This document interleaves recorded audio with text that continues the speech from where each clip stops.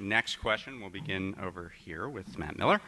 A series of lawmakers have authored bills that in various ways suggest that they will reform the national security agencies, various surveillance programs, including collection of metadata, things like this. What are your opinions on the NSA programs, and what would need to be in any bill, or perhaps not be in any bill, in order to get your vote? 2 minutes? 2 minutes.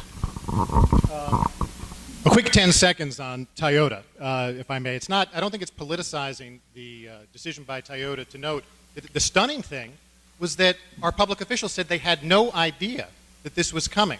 I don't know if we could have changed that decision, but I do know if I'm your congressman, I will meet quarterly with business leaders. I've worked in business. I know how boardroom decisions are made.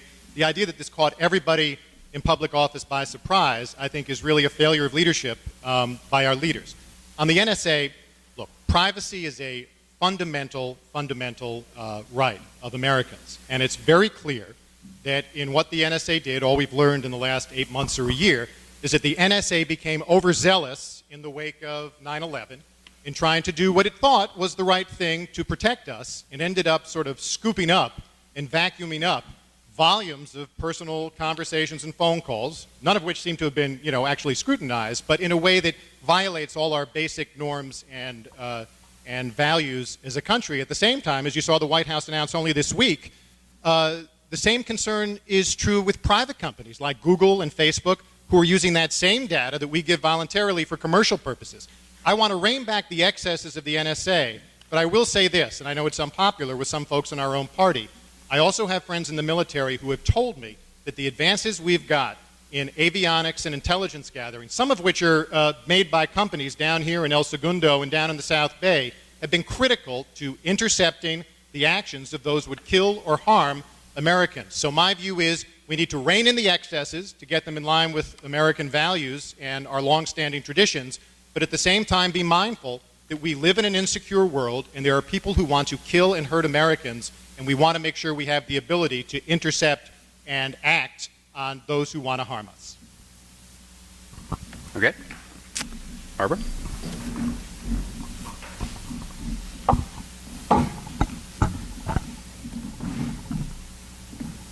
I lived and worked in Baghdad for 2 years, and during that time, everything I whispered or said or wrote was intercepted, but I knew that. We were in a war zone. It was very important that they were shooting rockets at us on a constant basis. So it's very important to, it's always a balancing effect. How much of my personal liberties am I willing to give up for my security?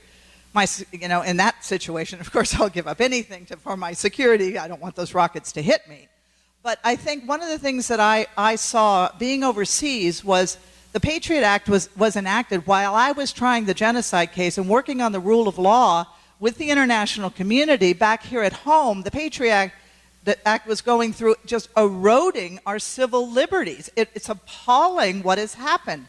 And I think that it's a lot of people don't understand how bad it is. I've worked with security. I have security clearance. I understand the value of security. I was also a criminal lawyer. I know what it means to get a search warrant. I know what you have to do to get a tap on someone's phone. All of that is out the window. Where did it go?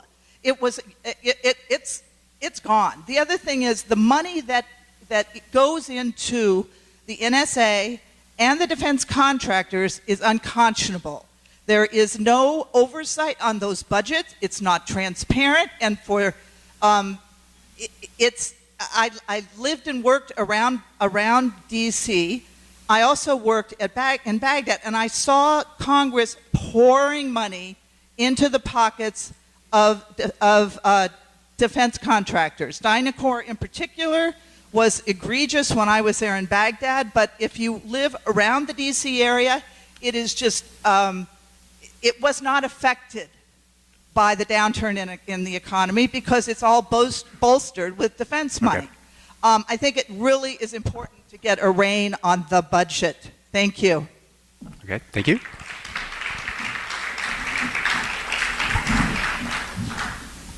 This is not the first time that liberty and security have been in conflict. And I can tell you that for 7 years as a public defender, I saw firsthand we have the conflict of liberty and security out on the street every day, even locally. We need police. We need people who are breaking laws to stop them. They then need to be prosecuted, and they need to be convicted. But the reality is that we all know that when we put human beings in positions where they can abuse that power, where they can somehow get around the Fourth Amendment and come up with reasons to pull somebody over, to stop somebody, when that happens, ultimately some class of citizens will be unduly sort of subjected. Their liberty is somehow becomes less important than other people's. It doesn't, there are examples across the board, and we know that that's the case. So what we need to have is transparency. The FISA courts, it's not that hard to get a warrant. The federal government has been doing it just fine with FISA courts when nobody knows what's going on inside the court. There's no confrontation clause to a FISA court. Somebody goes in and says, I want this, and guess what? I suspect there might be an actual rubber stamp because signing those things would be too hard. So it's not too much to ask the federal government to adhere to those constitutional principles that we've believed in since our founding. This is a new situation over the last 15 years that we're confronting, but the general principles are not new of security versus liberty, and we can be true to our Constitution without sacrificing our overall security. And let's remember what we're protecting, too. Our physical well-being is of the utmost importance, but so is who we are as a nation and what makes us all proud to come out here on a Saturday in a kind of warm room. So let's make sure we adhere to those ideals. Thank you. Okay, so with our next question, we will do the first of these specific questions on one of the committees that you mentioned. It's supposed to be one committee, but you know, what can I do? So Ted, you mentioned the Energy and Commerce Committee. So let's give you a question about that. The Energy and Commerce Committee, in addition to the environment, has a jurisdiction, at least one of the committees that has jurisdiction over healthcare. Even after the full implementation of the Affordable Care Act, the Congressional Budget Office estimates that 31 million Americans will be uninsured, including roughly 1 million here in LA County. How do we go further and fulfill the promise of universal health care, given that you're only as healthy as the person sitting next to you on the bus, or the person that does your food, or the person moderating your debate? Thank you for that question. I'm just going to spend 15 seconds on NSA. I have a very strong feeling on this. I'm authoring Senate Bill 828, bipartisan bill, that tells California officials to not cooperate with the NSA when they come and seek information on California citizens, because what the NSA is doing with the bulk collection program is flat out unconstitutional. And, you know, I believe in a strong national security, but spying on 300 million Americans is just flat out wrong. So in terms of health care, I have always co-authored the single-payer legislation in California. I believe single-payer is the most efficient form of healthcare delivery that we can have. Multiple countries do it, and my hope is the Affordable Care Act is a step towards single-payer. While we're implementing the Affordable Care Act, as Dave mentioned, there are huge swaths of people that don't still have access to health insurance. One of those are folks who are undocumented. So in the state legislature, there's a bill coming through that is going to give access to health care for those who are undocumented. I'm going to vote for and champion that bill because you only as well as the person next to you. And they're going to be treated anyways, because we've made a policy decision in America that we're not going to let people die because they're sick. And so when they get very sick, they're going to go to the emergency room and they're going to get treated, and that's going to be passed along to all of us who are paying premiums on health insurance. So it makes no sense to have people with no health coverage, because eventually someone's going to foot the bill when they do get sick. At their federal level, there are additional fixes that we put into the ACA. We do need some more Democrats to get in order to put those fixes in, but I'm also a patient person, and I believe we'll get there soon.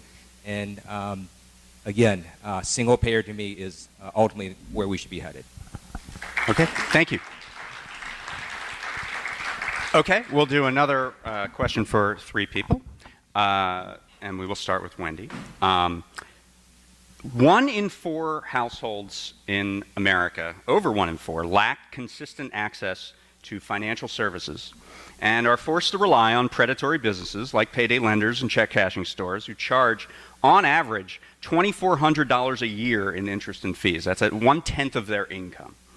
Should the U.S. Postal Service offer bank accounts, ATM cards, and low-dollar loans, as a recent Inspector General white paper endorsed, to promote financial inclusion and put these businesses on the street? Thank you very much. And Elizabeth Warren has been a big advocate for that. And absolutely. Our payday loan providers that have been, I think, milking some of the people who have no other options are not the way that people should have access to their funds and to lending opportunities. We also need to make sure we hold our banks accountable to ensure that they are providing loans, whether those be home ownership loans or bank loans, or business loans. We also need to make sure that our Small Business Administration is providing the kinds of loans. But more importantly, I strongly believe and support, so I could have answered the question just yes in that, support that and the importance of looking at our Postal Service and those locations. Because right now, people are losing so much of their money. When you think about it, one of the other issues that people are having to work 2 and 3 jobs, I believe very strongly in raising the minimum wage so that they have the access to be able to live a life without having to work 2 or 3 jobs. Even at that minimum wage, it is difficult to do. I hope you will look at my website, which I have a number of issue papers, but one particularly is on kitchen table economics.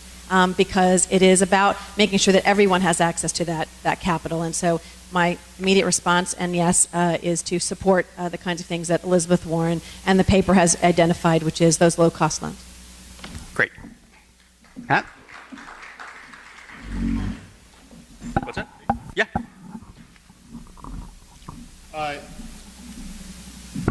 Yes, look, I think predatory lending is a kind of shocking violation of our deepest values. The Bible argued against this kind of usury, and the idea that there are businesses that have made fortunes, literally fortunes, off of the backs of the needs of folks who have to keep rolling over these loans is appalling. It doesn't stop with the predatory lenders, though. They're actually the major banks, and there's a whole issue with the major banks, provide a lot of the wholesale funding. In other words, the banks provide the funding that lets the payday lenders actually do their business. And if we shame those banks and protest against those banks, it will cut off at the source, even short of some of the legislation we can do, a lot of the fuel that's essentially allowing this. I think at the same time, the reason so many families are struggling, 1 in 4, I mean, you talk about the LA 2020 report, said that 28% of Angelenos live at or near the poverty line.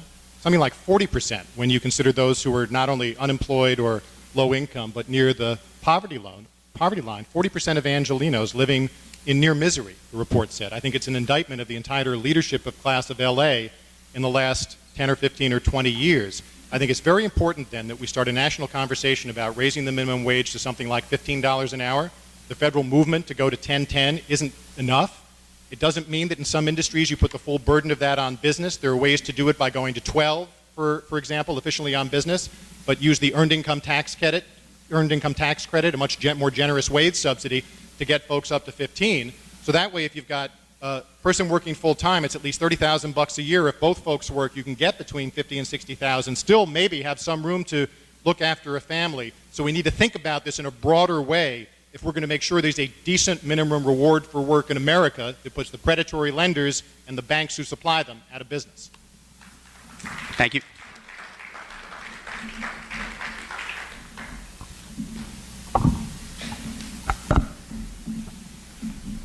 Well, I pretty much love everything Elizabeth Warren says, so I would have to agree. One of my favorite Elizabeth Warren moments was during a committee hearing where she asked the Department of Justice over and over again if they had ever taken a bank to trial. I have. I have taken a bank to trial. When I was at the Attorney General's office in New Mexico, Tom Udall was my boss, and he's a major inspiration. I adore the man. We had a very strong consumer protection division, And it's basically there so because it's unequal bargaining power. You don't have the power to do so many things because you're just the little guy. I am a human rights attorney. I include financial rights as part of human rights. It's basically, I haven't worked for a Fortune 500 company, but I have represented the people. I have represented them in every way possible, and consumer business, that's not the right word, is part of it. But we need to make sure we take care of people. And I strongly advocate anything we can do to give people a more level footing, especially when it comes to the banks. So I do support it, and hopefully we can get it done. Thank you. Thanks. All right. So once again, we're going to ask a question based just for you, David, on the committee that you mentioned, which was Education and Labor. I want to ask about student loan debt, which blew past $1 trillion last year. These are loans that cannot be refinanced largely. They cannot be discharged in bankruptcy. They're aggressively collected by the Education Department, which is why the government stands, according to a recent report, to make $127 billion over the next decade on student loans. And this is having a damaging effect on the economy as young debtors delay big purchases while they pay off loans. What do you suggest we do about this serious problem with this mountain of student debt that is accumulating on our nation's college students? It's interesting to go from predatory lending to predatory lending. Yeah, no, that's kind of my stock and trade. So, but I think that's the first thing to recognize, that the federal government is in that business to some extent, and it's not only a problem of that's just not fair and not the American way and not what the government should be doing, but also that people are deferring on big purchases. They're also not able to go to those institutions of higher learning. It's making it, in many cases, impossible because they know that ultimately, I mean, you're either sort of uninformed and you get yourself in a mountain of debt, or you're informed and maybe you aren't going to go on to educate yourself so you can be one of the innovators, one of the job creators, sort of the engine that keeps this economy moving. So I think ultimately, let's take the sheet off of it and say, look, this is what it is, and here's what we're doing as a government, to the extent that we can retroactively forgive certain types of student debts if you can be going into particular areas of public service and find ways to forgive some of that debt or the interest on that debt. That's a creative way to try to move the needle a little bit. But ultimately, I think it comes down to, like so many issues of our government's inefficiency and faults and warts, is it just takes transparency and sunlight so that we can all see what young people are experiencing to get the democratic pressure to change it. Thank you. Great, thank you. Okay, so the next question, this will be for three of the candidates. With comprehensive immigration reform unlikely to pass this year, the next Congress member might face this issue in their first term. Presumably any agreement would, as long as Republicans may still be in power in the House, would involve some compromise. I know that activists have had problems with the buildup on border security that was in the Senate bill. What red lines do you have that would have to prevent you from supporting immigration reform? How far could it go before you would have to say, you know, this is a red line for me? Thank you for that question. First of all, I support the U.S. Senate's version of comprehensive immigration reform, and I would hope the House will pass it. You know, one of the reasons I'm running for Congress in addition to climate change is immigration reform. And, you know, sitting here thinking, we've done a lot in California. I championed and voted for the DREAM Act, signed into law here in California. I voted for the Trust Act, which, by the way, told our California officials to not cooperate with federal ICE officials in terms of detention holds, signed into law. And then last year, out of my committee, we passed a bill that allows dreamers to become lawyers. But it became clear to me that we're just one state. To get this done right, you need federal immigration reform, because not only will that be a jump start to the economy, it'd be the humane thing to do. And since last year, I've actually lobbied Republicans that I served with in the legislature who are now in Congress on this issue. I talked to Congressman Paul Cook, who, by the way, is a Marine colonel. And he, because he's a Marine colonel, he sometimes just does what he wants to do, and it's fantastic.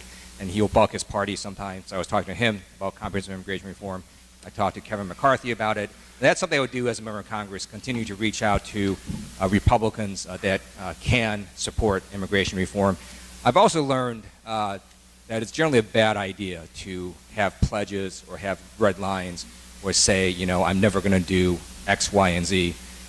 It makes it very hard to negotiate. Republicans do this all the time, right? They sign pledges saying, you know, even if there was a monumental disaster, I'm never ever going to raise fees or taxes ever in my entire life. It makes it really hard to deal with that. And so it's much better, I think, to go in with principles and really work with both sides of the aisle to achieve comprehensive immigration reform. And I believe that it will happen. And as you see the demographics, it must happen.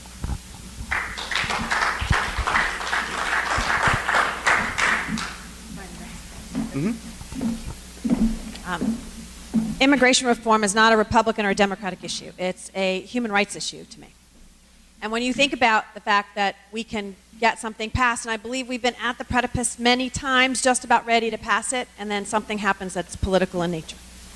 I think there's a couple things that are critically important and concerns that I have in some of the versions. One would be the length of time. There's been a 13 years, you know, longer than that, and I think I would have concern if it went to that great length. And so a timing issue is something that's important to me. But I think also the dreamers and the ability to ensure that any child who comes here at 2 or 3, whatever age, and really doesn't even find out sometimes until they're applying to college or a job that they don't have a Social Security number and they came here illegally, that they should be able to get their citizenship. They've been working hard and getting good grades. I sat with a group of young people a little while ago who told me, many of them all were going to college. But one young woman who got in, the principal said to me, she got into every East Coast Ivy League school and decided not to go because she was afraid to take a plane ride and thought she might be deported. She had a full scholarship to all of those schools, but didn't go. Broke my heart. So when you think about immigration reform, it is going to take all of us. And this, again, I've worked very closely on with the business community, many of which our local chambers and others have said we believe in immigration reform. It's important. You look at our agricultural companies, they believe in the immigration reform. I will put together a coalition that will continue to support the Democrats and the Republicans to get true immigration reform passed. It is the right thing to do in this country. I want to add just at the end on the education. One statistic that's very important is the fact that we have greater debt and tuition than we have credit card debt in this country. That says something about what we need to be doing, and having more Pell Grants, having more of the, oh gosh, all of a sudden I'm drinking the TRIO grants, as well as making sure that we allow young people to earn, in essence, give back and not have those loans. So I think that's important, and that is important on the immigration reform issue as well. Thank you. Thank you. Matt?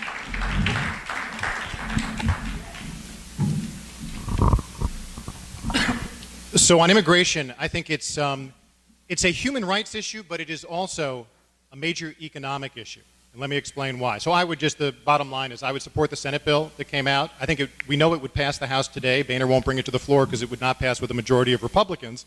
There's still a chance that could happen this year if he decides to take a risk. But it's crazy that something that does have bipartisan majorities is not allowed to get to the floor of the House. That's how dysfunctional the Republican House caucus is making our politics. I like others don't like I think they threw $20 billion on the border enforcement at the end. I mean, because Obama's already, if you followed this, he's stepped up deportations and enforcement at the border in ways that no other president has done before, and they're still throwing another $20 billion at the problem. I feel if Democrats look at it as a jobs program, we can make our peace with it. But the economic policy issue is something I want to stress. Other countries around the world, and by the way, this is true not just in immigration, it's true now in healthcare policy, it's true in education policy. Other countries that are rising are much more sophisticated about the way they use all these levers of policy to improve their long-term economic growth and the wages and productivity of their people. So places like Canada, places like Singapore, all over the world are making sure they attract and retain the best people from around the world because that's the source of new business growth. Here, we routinely send people who've gotten masters and PhDs in all the technical fields that are the source of all the new engineering businesses, the next Googles and Facebooks and Cisco systems, and we send them back with their diploma to India or China, where they start businesses that create jobs and wages that compete with our own people. We can change that by making it possible just to staple folks' green card to their diploma when they graduate from our top universities. That has to be a piece of immigration reform if we're not going to continue to shoot ourselves in the foot in a 21st century era of global economic competition. All right, thank you.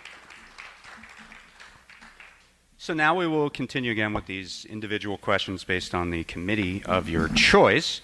Barbara, you mentioned the Oversight Committee and had a particular focus on defense contracting.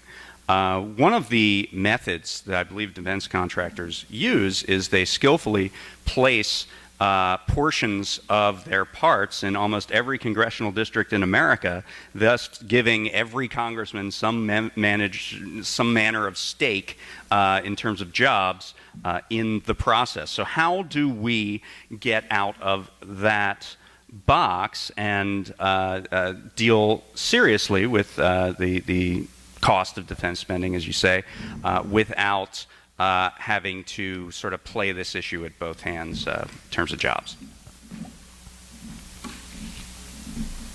It's a very good question, David, and I'm not sure that we can ever get away from that sort of pork belly politics, but we can reduce it. What we can do is actually do it across the board. We've tried to have base closings. But I think that really there are other parts of defense, the defense spending that we can really attack in the Oversight Committee.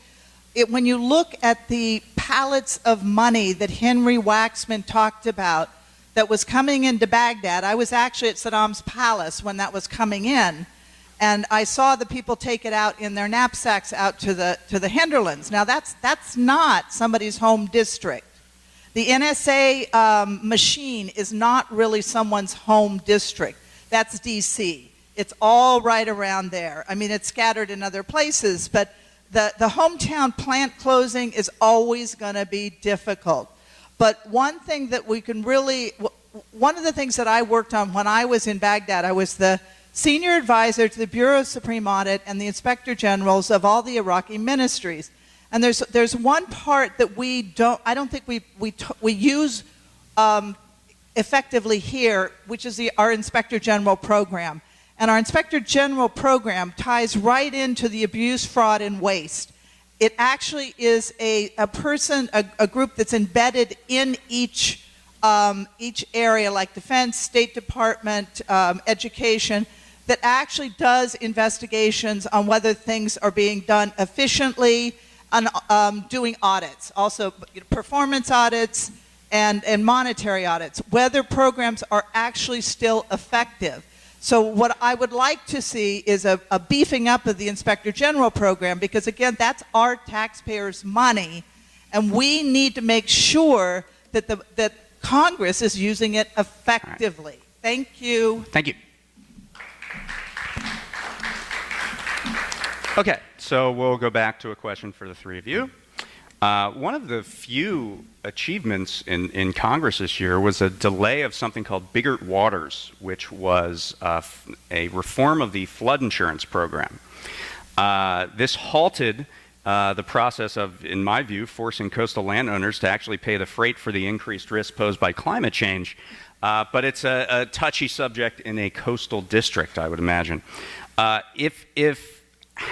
hope do we have on making progress in preventing the warming of the planet if we constantly delay the costs of mitigating those effects? I don't think we have much hope if we continue to elect and re-elect traditional politicians who are being so influenced right now.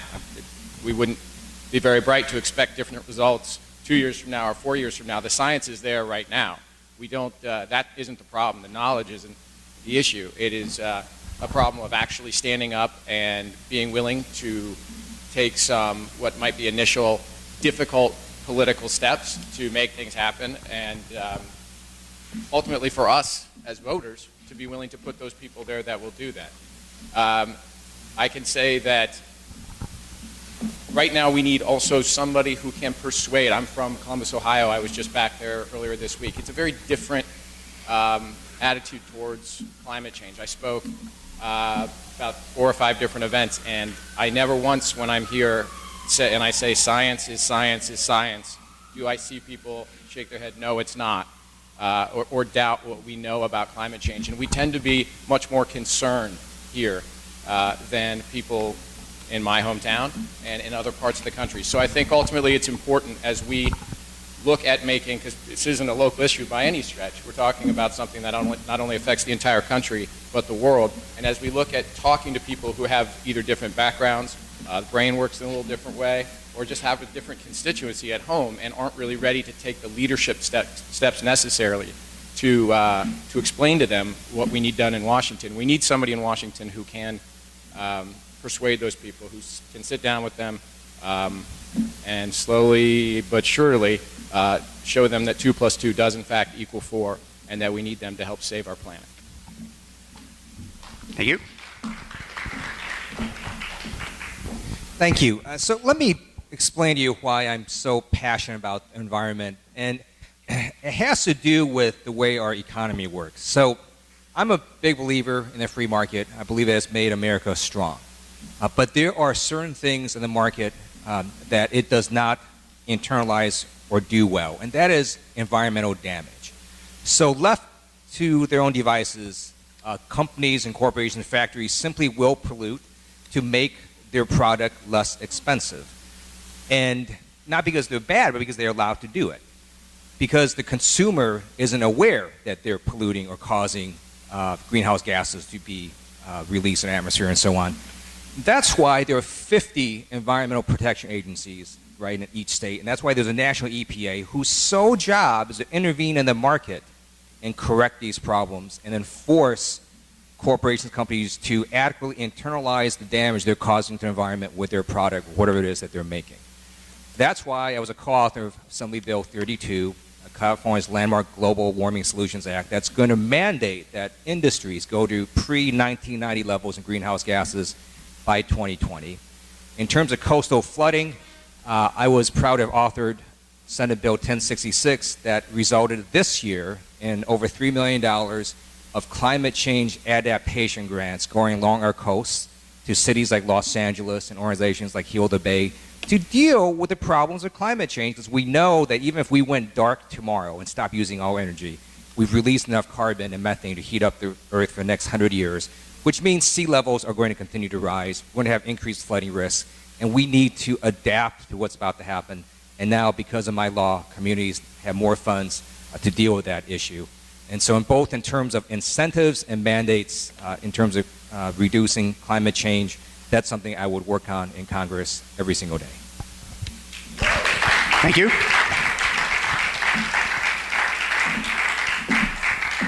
Scientists agree, we don't do something in 15 years, we can never go back. When we talk about climate change, people's eyes usually glaze over. I know my son's does when I say climate change. But it's about 2 things. It is about our economy in the future and the jobs of the future, and 2, it is about the future for our children and our grandchildren. As I mentioned earlier, one of the first things I would do is reintroduce the Waxman-Markey bill and make sure we got it passed. That's critically important because climate change is impacting us.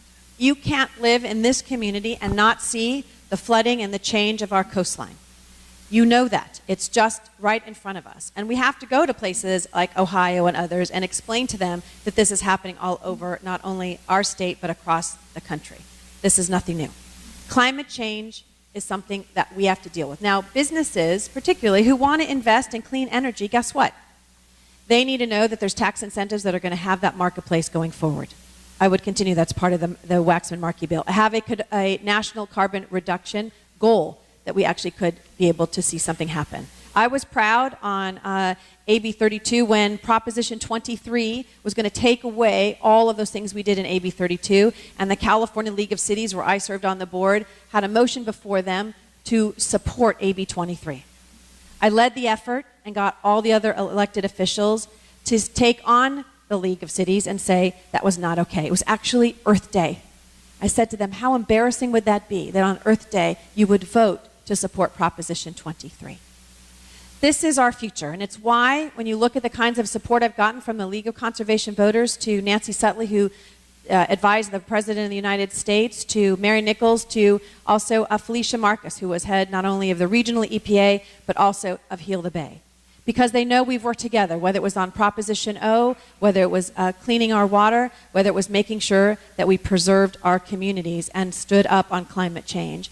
They know that I'm going to be that leader and can lead this country in doing that and follow in the footsteps of Henry Waxman. Thank you. Okay. All right, so moving on with our individual questions for candidates who showed a preference for various committees. You mentioned the Budget Committee, and this may be an off-budget item, but it's frequently brought up in budget debates. According to research by the Boston College Center for Retirement Research, 53% of all households are at risk of not having enough money to maintain their living standards in retirement. The majority of 401ks have less than $30,000 in them. Many Democrats believe the simplest way to solve this looming retirement crisis is through expanding the only leg of the retirement stool that is left standing, and that is Social Security. There is a long history on your part of supporting things like change CPI and things that would, in your words, slow the growth of the program. Have you changed that view, and where is your position now? Thank you for the question. I'm going to try and tie it back to climate change also in terms of the budget committee position I seek. So let me be clear. Social Security is the bedrock achievement of the American welfare state. It is the thing. It took us decades longer than other nations to provide a bedrock level of retirement security for millions of Americans. As you know, it actually lifts something like 30 million Americans out of poverty today, where they would be without the program. It's an essential achievement, and I would do everything I could to protect it and expand it, as I'll note. At the same time, we now face a demographic wave of the baby boomers' retirement. The 76 million boomers have begun to hit their rocking chairs. Between retirement benefits and Medicare benefits, the cost of this is going to drive enormous pressure on everything else in the federal budget. Medicare is the key to that because we spend twice per person on health care as every advanced nation on earth without better results. And so reforming our health care system to get those costs down is an essential piece of my platform. But I have said, in the context of honoring our commitments to our seniors, that we need to look at things like means testing at the high end, so people above 100,000, for example, wouldn't get the full benefits they're entitled to today, so that there is also room to invest in the preschool, the new generation of teachers that we need to recruit, the research and development, the infrastructure, all of where we're now lagging, and which will benefit future generations as well. I have supported the idea of an expanded VAT, because I think we're going to need something like that as the boomers retire, and using a portion from that national consumption tax to add a base level benefit to Social Security so that we replace something like 40% of income in retirement, which is what other nations have done. I know Alicia Manel, who's done the studies you've talked about. We face a retirement crisis. I'm determined to lead on it. Thank you. Great. Thank you.